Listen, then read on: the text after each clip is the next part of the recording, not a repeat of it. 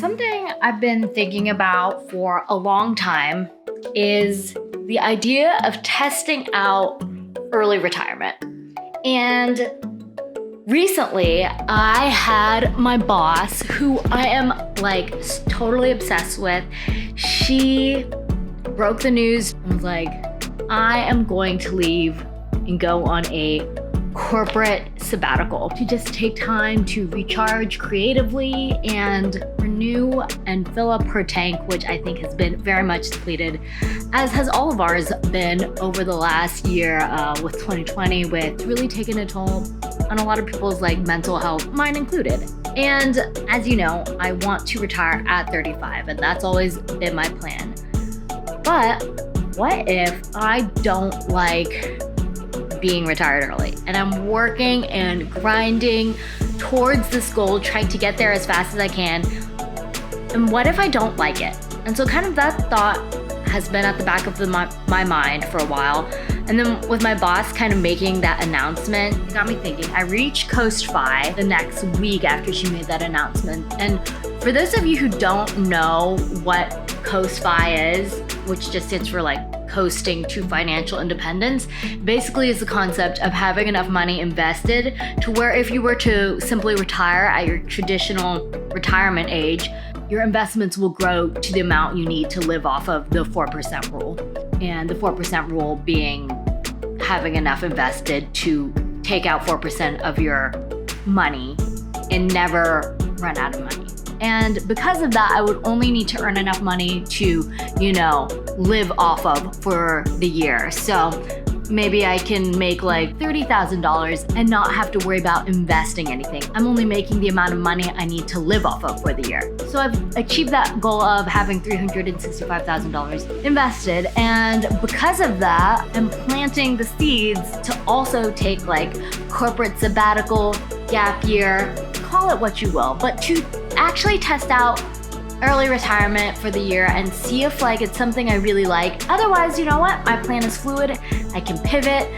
The world is my oyster. So I wanted to share with you my plans for how I'm going to budget for the year, how I'm going to save, the amount of money I'm planning on budgeting for, and kind of share with you my plans for healthcare, everything. So if you guys are interested in that, be sure to like and subscribe to this video. Spread the fire. You know the drill. So stay tuned. So setting up the context a little bit, I think for my Coast Fi year, it will start in March of 2022, which is when the end of this contract role at this company I'm at expires and I cannot renew. I will have hit my max limit that I can be working with the company. And this is just I don't know if it's just a California law. It's essentially so companies can't take advantage of only hiring contract workers and just keep on renewing. So I'll hit the 2 years of me working there. And then after that, I either have to be converted to a full-time employee or I have to take a gap year of a year before I can work at the company again. I love my team and would love to come back or be hired full-time, but I'm kind of ruling that out as a possibility and planning for it to not happen. If it happens, it happens. That's another wrench in the plan and I'll decide if it happens. But for now, I am not planning on that, planning for the year off. And it's been helpful, now with things opening up again, I have a better idea of how much I've been spending per month, because prior to honestly June is when California lifted most of its mask mandates. I was spending well under $1,000 a month. Honestly, yeah, it was great. I saved so much in quarantine. My average spend is closer to $2,000 a month. Even without house, utilities, everything. So my plan for my Coast Fi year is to continue living at home. So that will eliminate any housing and utilities. So I've been using the app Copilot to kind of track all of these spendings. I've realized something about myself is that I wildly underestimate what I actually am going to spend. Initially my budget in Copilot was something like $1,200 a month, which Copilot is, by the way, so great. If you guys actually like budgeting, I'm more of an expense tracker myself. Like I just watch what I spend and, know my average cash flow and like don't spend above that. But if you guys are really into budgeting, highly recommend checking out the Copilot app. I'll leave a link below and you can check that out, get 2 months free. And my friend Money with Katie, also check her out. She like loves them. She was an avid Mint user and sort of like migrated over to the Copilot app. So anyway, that being said, Copilot is telling me I spend a lot more. Okay, I will put an image here of what I'm actually looking at. So my plan for CoSPI 2022 starts March 1st, and right now I have my budget for the month as house and utilities are $0, transportation, which is Uber, Lyft type services, $75, groceries, $80, food, and that means like spending out, eating out, coffee, etc. That's $400. Drinks are $100. Work expenses $100. Entertainment, which is like, I don't know, movies, mini golf, stuff like that, $100. Travel $300. And the way I'm thinking about travel is like, and all of this budget is like whatever I don't spend can just like keep on rolling over. That way, even if it's not enough, maybe 1 month, hopefully like in total, it will all kind of even out. Car, $80. Really only gas and stuff. Maybe parking. I really only fill up like once a month. I don't really go many places. Unless I travel, of course, then that like gas for that would fall under travel budget. Health, $35. And this is where the hack is. I will get into this later, but potentially my healthcare, because I'm in California, which is, big on low income subsidies. And if I don't have basically any income for this upcoming year, my healthcare will be heavily subsidized. And I will show you the actual website I use to check how much my healthcare per month would be in a second. Shopping, I was gonna do like a no spend year, but I decided I love thrifting so much that, $40 a month truly is not gonna break the bank. And I still really enjoy doing that. And that is something I want to do in early retirement. I should build that into this budget now because it's something I'm just gonna keep doing and I need to be able to know like how much I'm actually spending. So shopping, $40, gifts, $200. Gifts are I just have a lot of people who I love and care about in my life. And so like gifts can also count as like donations towards causes that I still want to give to. And then miscellaneous, just kind of like a little monthly buffer of $190 to give us an even $1,700 a month. If I'm budgeting for $1,700 a month, that comes out to be $20,400 plus my emergency fund of $5,600, I don't know, to make it an even $26,000 that I will need to save. And I'm going to keep that all in my high yield savings account.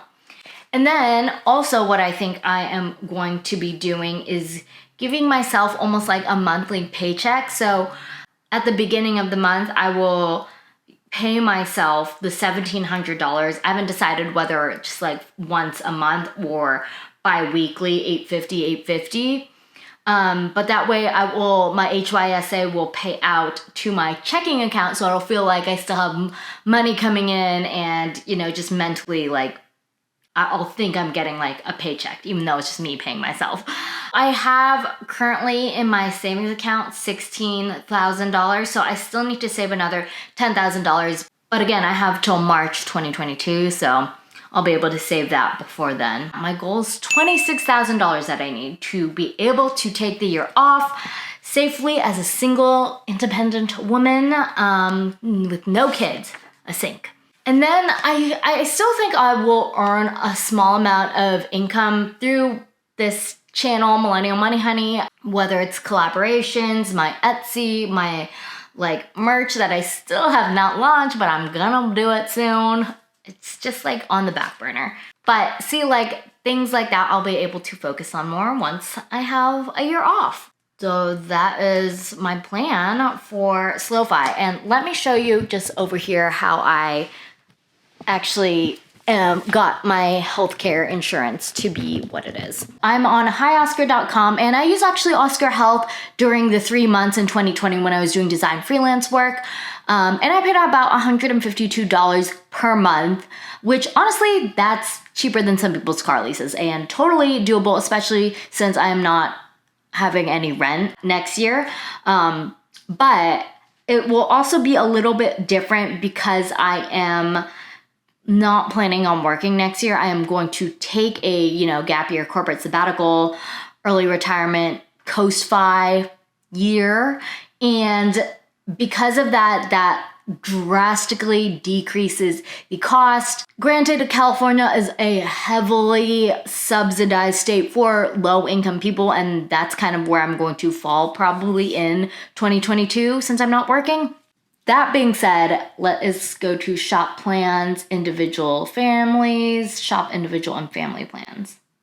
Okay, so they don't have the coverage for 2022 yet, but it's going to be pretty similar. And actually, I can expect 2021 costs to be about the same for 2022. I think also with COVID and everything, there are a lot of government subsidies that probably will extend into 2022, but I'm not sure after that. So just FYI, a follower sent me like a link to an article on that. So the coverage would only be for me. I'm still single income, no kids. Zip code, I'm gonna black that out. Birthday. And I am interested in federal subsidies, so I'm going to click that. Household income, I'm just gonna say 31,000 or 32,000. Okay. If you're in a certain income bracket, you can get more savings. Some people actually said it's actually better to even be under that because then you could qualify for Medicaid, but I haven't really looked into that. So it says the estimated minimum annual savings is $4,715.64, and I'm going to click See Plans. So that takes us to this page. You can see, wow, this first HDHP and then the monthly premium of only $3.90. That is insane. Honestly, I am 29, so that definitely plays a factor. I know the older you get, like the more expensive health insurance gets. But yeah, and then the next one up is $16.93. And then to do more of a better coverage, it's $106. This first one, I think if I click into it, I think it qualifies me for an HSA, which honestly, not a bad deal. So yeah, that's my plan for healthcare. That's a hack. I am going to also shop on the Covered California, I think is the exchange, just because everybody said like, that's a really high deductible. That's definitely a good option for me for my year off. And that is how I'm planning on getting health insurance for really cheap. I think it's more important to just have health insurance. I don't want to be like Mr. Money Mustache who's like, whatever, I'll just be healthy and have low life savings to pay off any debts, medical debts. I'm not going to take that gamble, and I will have health insurance. So that's all part of the plan. And yeah, if you have any more questions, comments, concerns about my coast-fi year, be sure to leave a comment below. Or if you've taken your own corporate sabbatical and learned something either about yourself or about what you would have done differently, let me know. I am like all ears. Obviously, I'm very flexible and I really don't stress about stuff, so I think it'll be fine. But I think good things will come of my year off, and I'm excited to see where it takes me and how it progresses me further into this like retire early finance travel vlogging world and being transparent with how anybody can take their own corporate sabbatical. So if you guys like this video, be sure to give it a thumbs up, subscribe to Millennial Money Honey, and let's retire early together.